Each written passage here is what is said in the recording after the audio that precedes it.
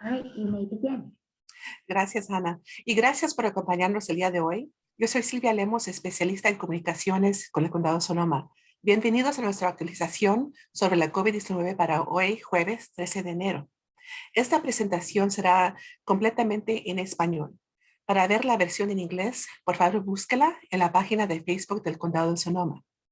Este informe será grabado para que lo pueda compartir con otros después. Como ha sido comentado de manera extensa por los medios esta semana, estamos viviendo un pico sin precedentes en los casos de COVID aquí en el Condado de Sonoma. En Navidad estábamos promediando un poco más de 120 nuevos casos diarios en el Condado de Sonoma y hoy estamos promediando más de 700 casos. Eso es un incremento de 500% en solo 18 días. Mientras tanto, nuestras hospitalizaciones por la COVID se han incrementado de cerca de 25 al día a más de 80 actualmente.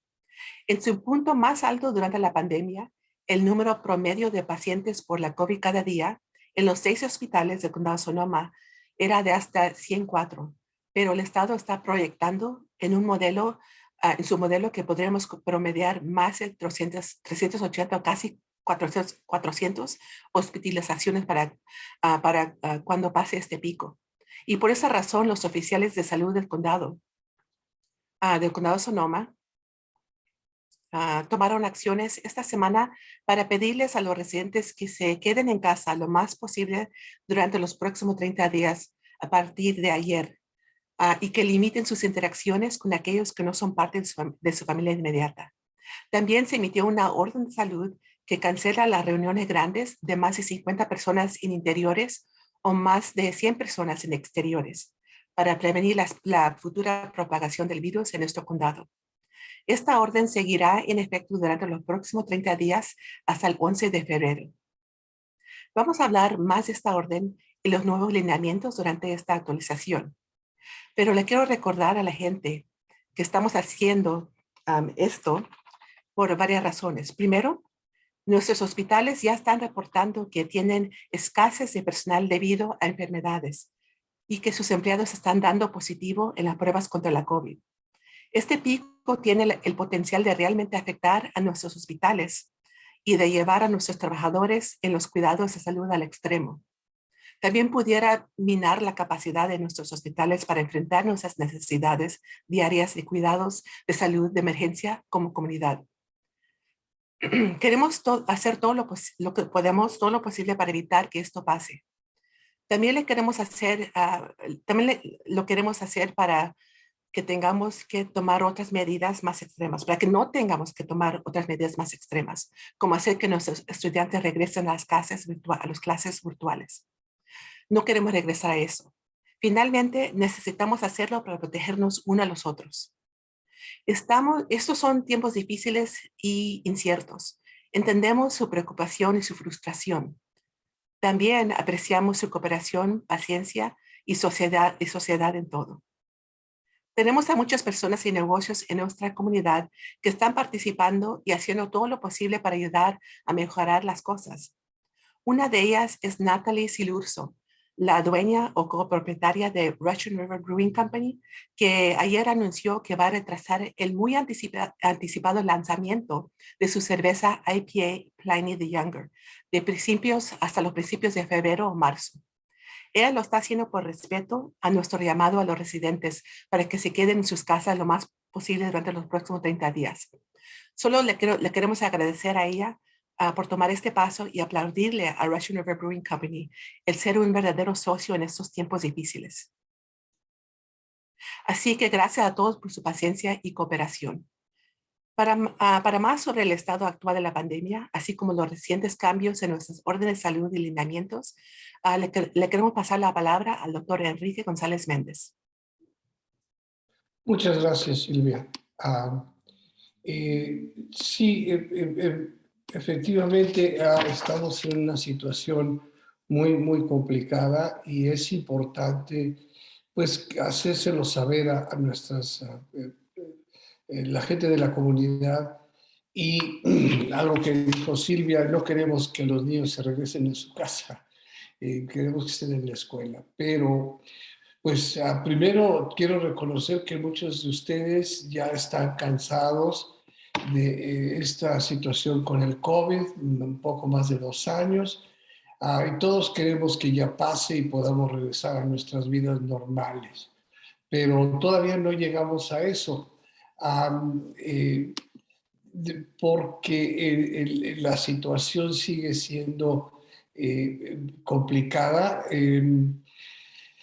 Hay tantas cosas que decir que necesitamos sintetizar. Entonces, todo esto indica que este pico se va a poner peor antes de mejorar, y por eso es que el lunes, hace un par de días, la oficial de salud del condado, la doctora Sundari Mays, hizo un llamado a todos los residentes para que se queden en su casa lo más posible durante los próximos 30 días y que limiten sus interacciones con aquellos que no pertenecen a su familia cercana. Le recordamos a la gente que limite sus viajes solo para ir a trabajar o a la escuela, y que solo salgan de su casa para ir a comprar alimentos o ver al doctor. Ustedes no tienen que dejar de apoyar a los restaurantes, por ejemplo, pero les pedimos que intenten o hagan pedidos a domicilio para que se los lleven a su casa y ustedes no tengan que salir y exponerse. Y como sí lo mencionó la doctora Sundari Mays, oficial de salud, emitió una orden que prohíbe las reuniones de más de 50 personas en lugares cerrados, en interiores, y no más de 100 personas en lugares abiertos, en el exterior. Si no, se puede respetar la distancia social, que ya hemos dicho es de 6 pies o 2 metros. Esto es precisamente para prevenir la propagación adicional del COVID. Estos pasos son necesarios para reducir las posibilidades de que muchas personas se expongan al COVID en un solo evento, como hemos visto en las fiestas. Sabemos que esto pasa con el Omicron,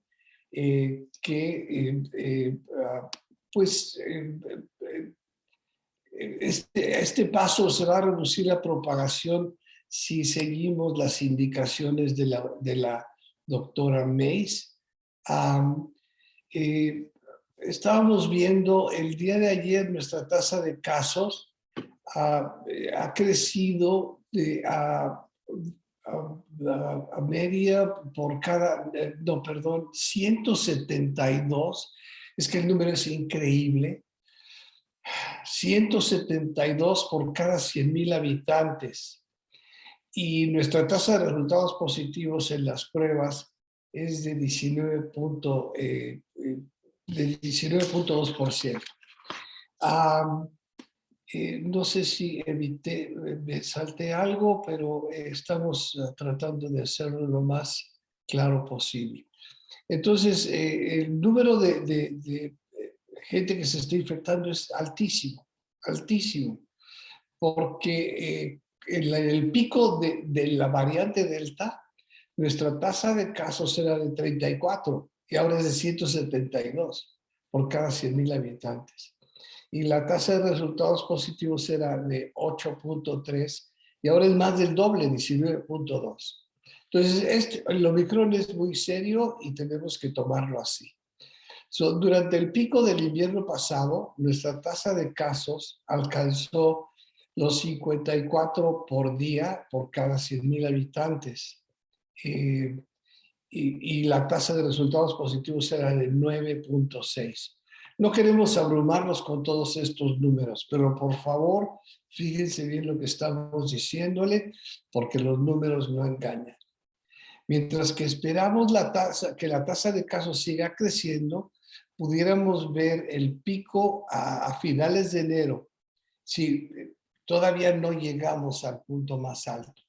Esto significa que pues pronto veremos el pico, estamos casi a la mitad de enero. Nuestras tasas de hospitalización se han duplicado, el doble en la última semana, pero sigue siendo más baja que los picos anteriores. y quisiéramos que así continuara, pero las tendencias no son así. Actualmente hay 80 personas hospitalizadas con COVID en comparación con 84 en el pico más alto por la variante Delta y 104 el pasado enero. Nuestra tasa de vacunación es una razón importante porque las consecuencias no son tan malas como en otras etapas de la pandemia.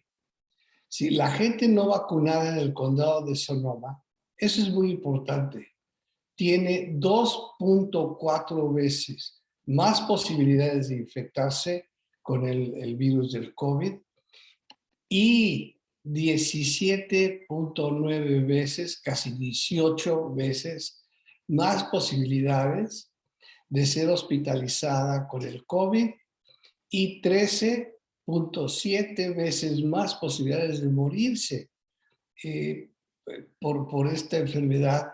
Y todo esto es comparando la población no vacunada con la población vacunada. También nos preocupa que este pico está afectando de manera desproporcionada a adultos mayores que son de alto riesgo y a las comunidades de bajos ingresos y de color, con comunidades de color, debido a múltiples factores de riesgo que incluyen familias multigeneracionales que viven en un mismo hogar, el uso de transporte compartido, y estos factores, entre otros, ponen a estos residentes en un riesgo más alto de infectarse con COVID. Además de esta orden de salud, ha habido muchos cambios en los lineamientos de salud recientes. Así que revisemos los lineamientos actualizados. Los cubrebocas son exigidos en todos los lugares públicos en interiores. El cubrebocas, aunque se llama cubrebocas, tiene que cubrirle la nariz, si no, no sirve.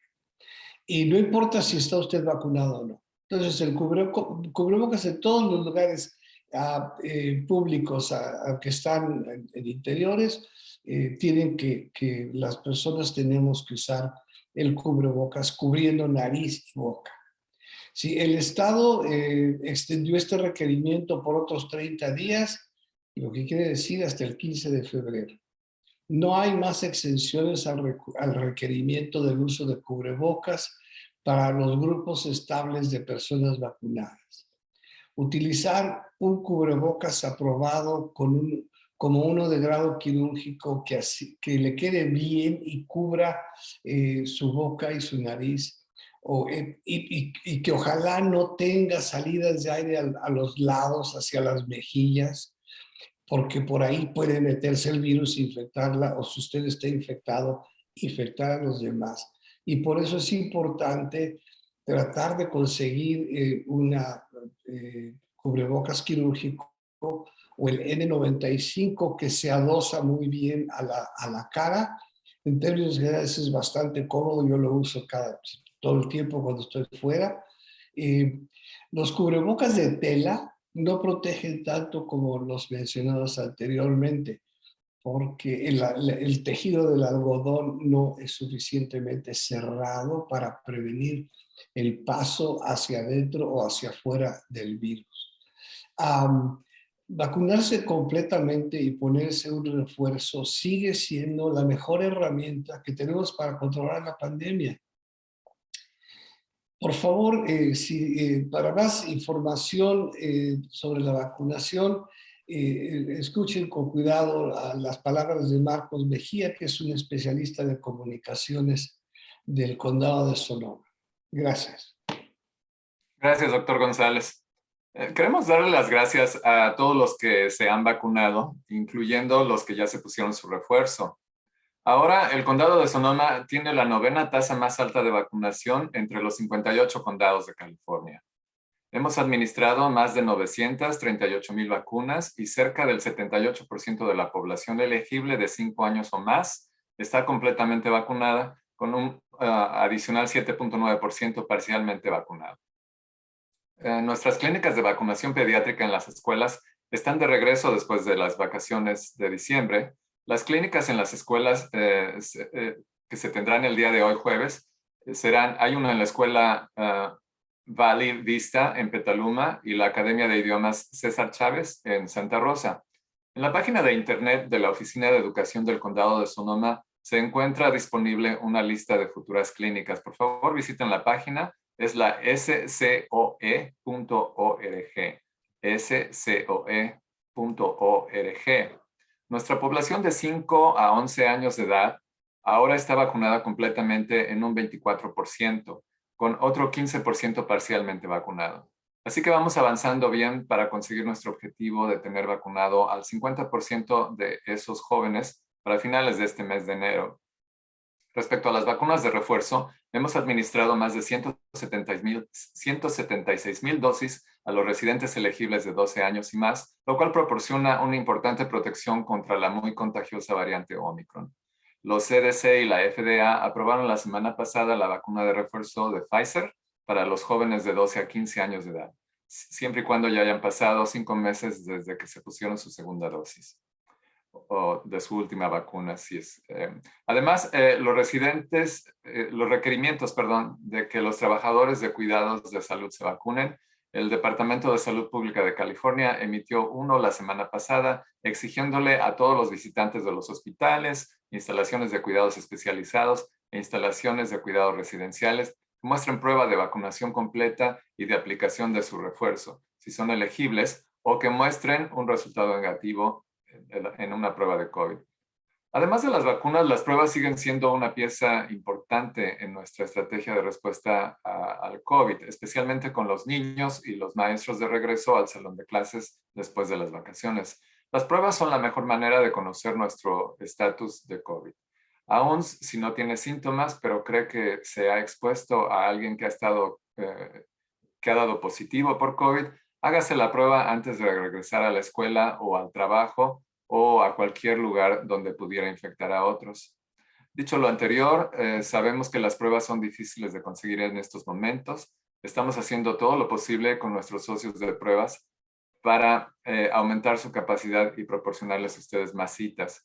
Pero sabemos que como con nuestros hospitales y clínicas, nuestros proveedores de pruebas también están experimentando una escasez de personal, lo cual agranda el problema. Si no necesita una prueba, por favor, espere.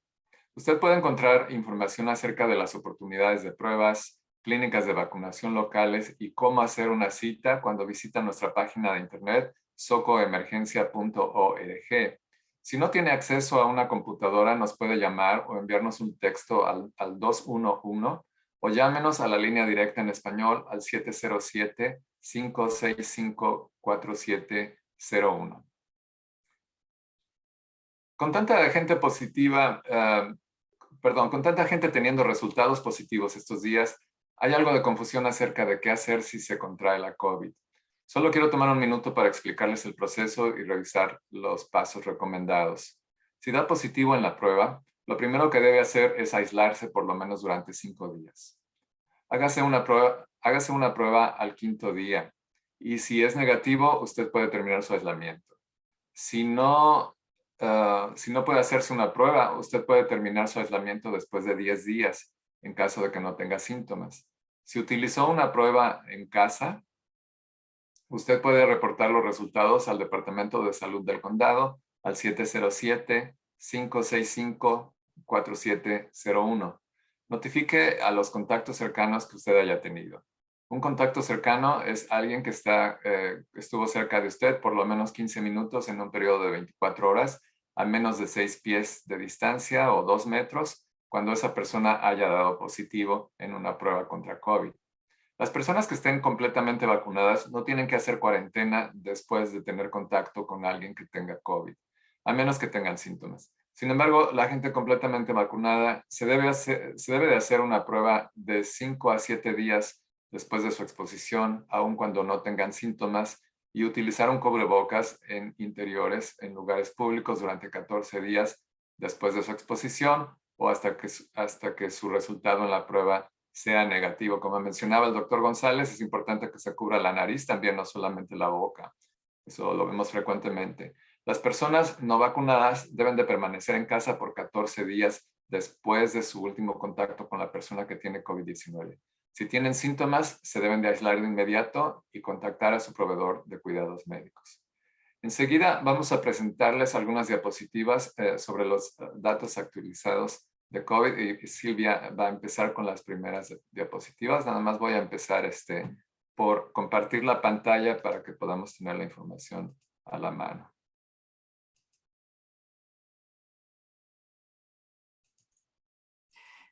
Gracias. Sí, está bien. Aquí, gracias. Okay. Gracias. Primero, aquí tenemos las tendencias generales en todo el condado y lo que estamos viendo que hay un gran aumento de casos en los últimos días. Y aquí lo que demuestra la métrica es que tenemos 172.8 nuevos casos por cada 100,000 habitantes. Y la positividad de la prueba, el porcentaje está a 19.2% de positividad general de la prueba. Y en el cuartil más bajo, que sea donde hay menos acceso a recursos, la positividad de la prueba está a 21.1%, que es muy alto también. La realización de las pruebas, estamos ahora haciendo como 1,051 pruebas por cada 100,000 habitantes cada día, que es lo más que hemos hecho aquí en el condado. Y tenemos hospitalizados en el hospital 80 personas con COVID. Y desafortunadamente desde el 1 de julio se han muerto 101 personas por COVID desde el 1 de julio. ¿La que sigue? Y esta gráfica aquí, la gráfica que sigue, son las tasas de casos en el condado de Sonoma por estado de vacunación. En la población no vacunada, que son los que corren más riesgo de COVID, tenemos ahora 372.2 nuevos casos por cada día, que es muy alta esa tasa de casos entre las personas no vacunados.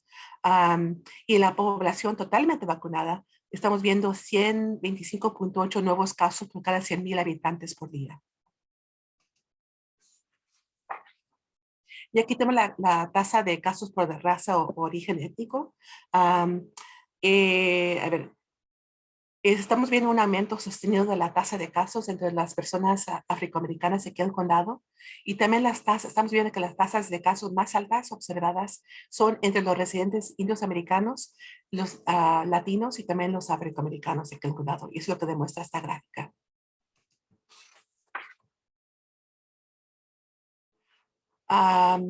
¿Y a qué se debe esta gran afluencia de casos reportados en la última semana?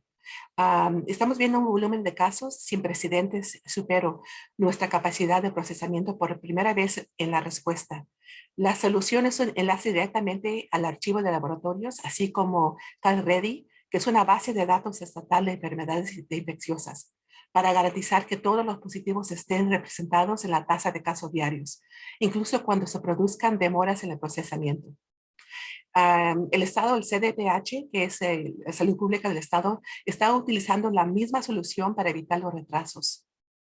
Los casos recientemente informados incluyeron la gran cantidad de casos nuevos que se informan diariamente, así como aquellos positivos que habían retrasado temporalmente antes de vincularse al archivo del laboratorio. Esa es la diferencia que estamos viendo. La fuente de infección que estamos viendo y están padeciendo muchas las reuniones, particularmente las reuniones grandes con más de 12 personas. Yo sé que muchos nos reunimos así en familia para Navidad y para Año Nuevo. Así es que ahí es donde estamos viendo la mayoría de las infecciones. Y eso actualmente representa los 44% de todos los casos son de esa infección conocida. En los últimos 90 días, estos son los resultados de la vacuna. La primera gráfica son los casos. Las personas que no son vacunadas son 2.4 veces más probablemente de ser infectados en comparación con las personas que sí son vacunadas. Y las personas hospitalizadas, las personas no vacunadas son 17, casi 18 veces más probables de ser hospitalizadas en comparación con las personas no vacunadas, que son vacunadas. Y de las muertes desafortunadamente, las personas no vacunadas son 13.7 veces más probabilidad de morir por COVID en comparación con personas que sí son vacunadas. Bueno, y aquí voy a continuar con las gráficas. La importancia de los refuerzos lo vemos claramente en esta gráfica. La primera muestra, la que pueden ver el cursor, cuando tienen solamente un 20% de control en cuanto a personas que se han puesto su refuerzo, vemos que la curva es mucho más elevada. Y mientras más gente se pone su refuerzo, vemos que la curva se va bajando mucho más. Vemos primero en la primera gráfica al 66%, que es más o menos donde nos encontramos, y después al 35% cuando el 81% de la población se ha puesto su refuerzo, y después baja al 50% cuando el 95% de las personas se han puesto su refuerzo. De ahí que les sigamos recomendando que se pongan su refuerzo, porque Omicron está alcanzando a muchas personas vacunadas o con refuerzos, pero hay que recordarle al auditorio que previene contra enfermedad grave, contra hospitalización e inclusive contra la muerte. En esta siguiente gráfica vemos la administración de vacunas de refuerzo distribuidas por...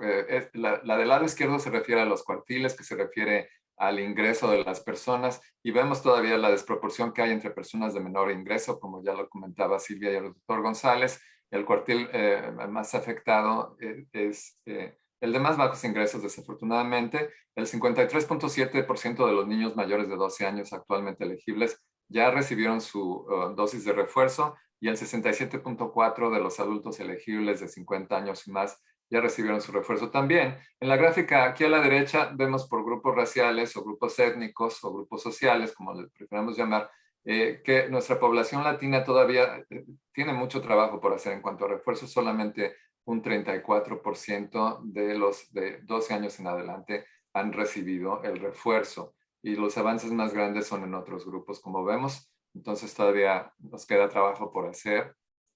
En cuanto a las hospitalizaciones, ya hemos estado mencionando cómo subieron de 25 que teníamos por ahí en los días de Navidad, ahora estamos en 80, y aquí pueden ver las curvas cómo van en aumento pues desproporcional. Esta curva que vemos aquí más alta es la del pico de Delta, y estamos muy cerquita de ahí.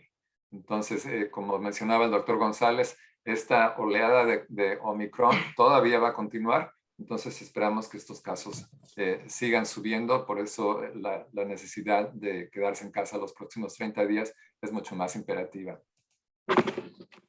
Las hospitalizaciones por COVID o hallazgo incidental se refiere a personas que están llegando al hospital por alguna otra razón que no es COVID, y al ser admitidos pues resultan positivos a la prueba de COVID, y esto pues tiene otras implicaciones porque hay que tratarlos de manera diferente al resto de los pacientes por el caso de contagio, tanto para el personal de los hospitales y clínicas como para pues familiares y al público en general que esté ahí presente. Pueden ver las gráficas también como muestran un indicio a la alta durante estos días. Cuando vemos los grupos de edad, también en los hospitalizados, en la gráfica del lado izquierdo ven a lo largo de todo el curso de la pandemia, y la gráfica del lado derecho está más enfocada a las dos oleadas que tuvimos, Delta en el verano del año pasado y ahora que estamos con Omicron. Y aquí pueden verlos en estas líneas, de 0 a 17 años es la más ligera, de 18 a 49 esta línea café, esta línea azul nos muestra el grupo de 50 a 64 años de edad, y finalmente tenemos de 65 en adelante. Hay una línea negra que nos marca el total, que es esta línea central. Pero lo que quiero que vean aquí es que hemos tenido el entendido a lo largo de la pandemia. Al inicio decíamos que las personas de mayor edad eran las más afectadas, y continúa siendo con lo mismo con las personas que tienen una salud débil. Sin embargo, los números no mienten, y aquí vemos cómo hay otros grupos, como este grupo de 50 a 64 años con las afecciones de Delta Omicron, es mucho más elevado que lo que teníamos durante el 2020, donde vemos que el grupo de edad más avanzado de 65 y más era el más afectado. Recordemos que estábamos también sin vacunas, y ahora que estamos con vacunas y también con gente todavía por vacunarse, vemos como los grupos más jóvenes de edad tienden a ser más afectados. Pueden ver, por ejemplo, esta línea de 18 a 49 en esta gráfica de la derecha. Cuando la comparamos acá con el lado izquierdo, también ha tenido un aumento considerable. Les mencionaba que ya hemos administrado más de 900,000 vacunas, ya estamos llegando a las 950,000 dosis con esta información al 1 de diciembre. 78% de la población elegible, que es de 5 años y más, está completamente vacunada, un 8% se ha puesto una vacuna y todavía tenemos un 14% de la población elegible que no se ha vacunado todavía, ha puesto la primera dosis. Si lo vemos por número de habitantes, los residentes parcialmente vacunados son 37,101 y los residentes en el condado completamente vacunados ya son 365,905 hasta esta semana. En los grupos de edad vemos todavía la consistencia de que las personas de edad más avanzada, los grupos de 70 años en adelante, están cubiertos completamente con cuando menos una dosis y con una gran mayoría completamente vacunados, y también son los grupos que están avanzando más en ponerse su refuerzo. Y de ahí vemos estas áreas grises que se amplían a medida que la edad es más joven. Habría que hacer una mención que los niños de 5 a 11 años apenas fueron elegibles. El 9 de noviembre del año pasado empezó la vacunación para ellos. Sin embargo, hay que remarcar que este grupo está avanzando muy rápidamente. Ya es mucho mayor el número de niños vacunados que se han puesto su vacuna. Y después los grupos que tradicionalmente durante la pandemia siguen un poquito rezagados son los de los adolescentes de 12 a 15 años, jóvenes de 16 a 24 y 25 a 34 años, donde vemos estas áreas, 28,2% de la población y estos dos con 17% que aún no están vacunados y constituyen entre todos estos grupos las personas que continúan siendo más afectadas por COVID. Cuando lo vemos por grupos raciales o étnicos, encontramos que una proporción más pequeña de residentes latinos, de indioamericanos, nativos de Alaska y multirraciales de población elegible están completamente vacunados cuando se compara con otros grupos étnicos. Es similar al anterior, nada más viéndolo por grupos raciales. Nuestra población hispana tiene 65,3% completamente vacunados, un adicional 8,7% parcialmente vacunados y este 26% que aún no se ha vacunado. Hasta ahí llegan las gráficas que tenemos y ahora vamos a regresar con Silvia. Gracias, Marcos. Antes de terminar, quería contestar una de las preguntas principales que estamos recibiendo sobre los deportes juveniles. ¿Existe la percepción de que esta orden prohíbe a los padres ver a sus hijos competir en deportes de invierno, particularmente los eventos bajo techo o en los interiores? Entendemos que estos son tiempos preocupantes. Como madre y tía, entiendo el gusto y el orgullo que se siente al ver a sus hijos participar en deportes de equipo.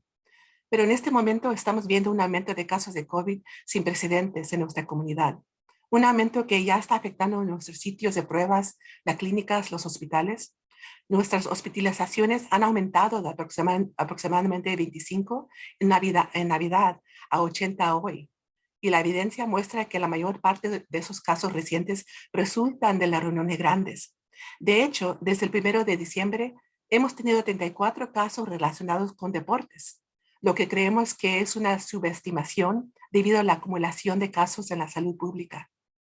La mayoría de estos casos han ocurrido en juegos de baloncesto, pero también hemos visto propagación en otros deportes de interior y de contacto cercano, como voleibol, lucha libre y fútbol.